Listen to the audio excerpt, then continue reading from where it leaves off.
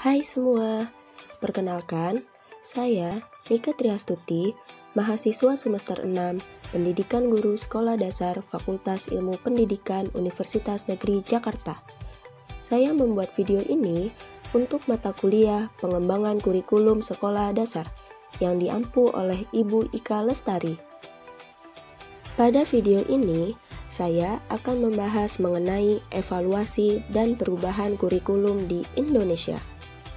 Yuk ikuti penjelasannya.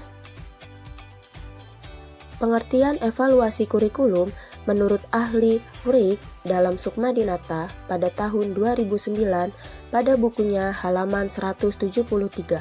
Curriculum evaluation may be defined as the estimation of growth and progress of students towards objectives or values of the curriculum.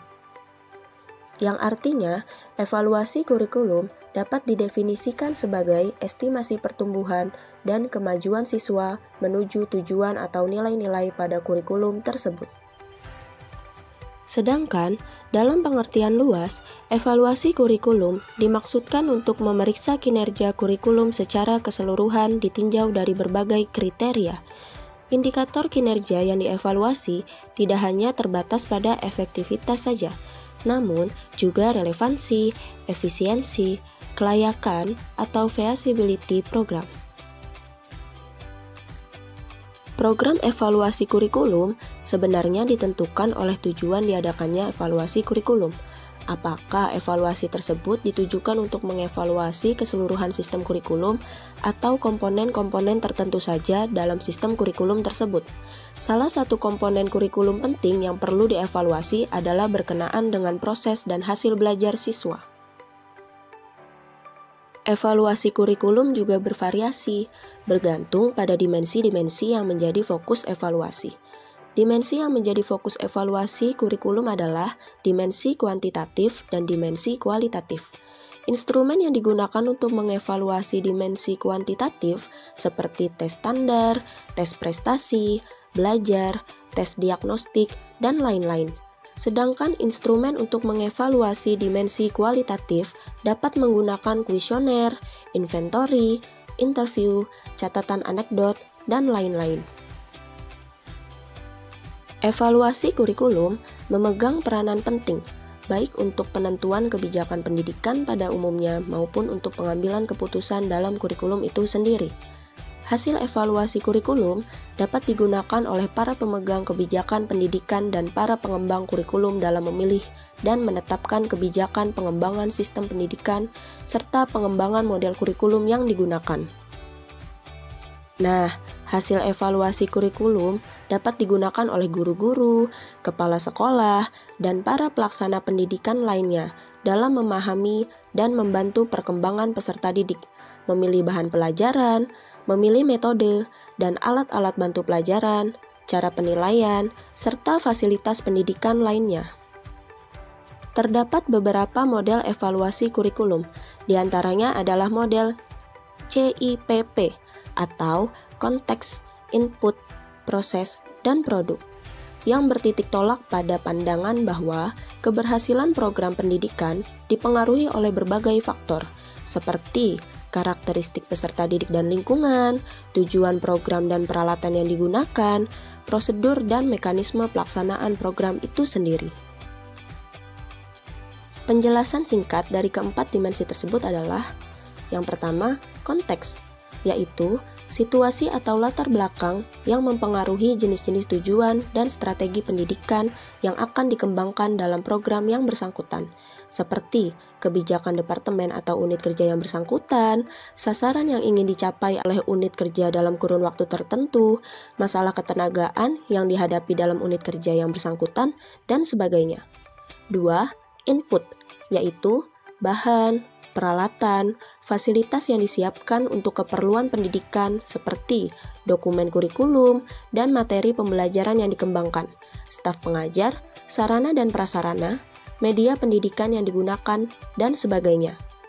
3. Proses, yaitu pelaksanaan nyata dari program pendidikan tersebut, meliputi pelaksanaan proses belajar mengajar, pelaksanaan evaluasi yang dilakukan oleh para pengajar, pengelolaan program, dan lain-lain.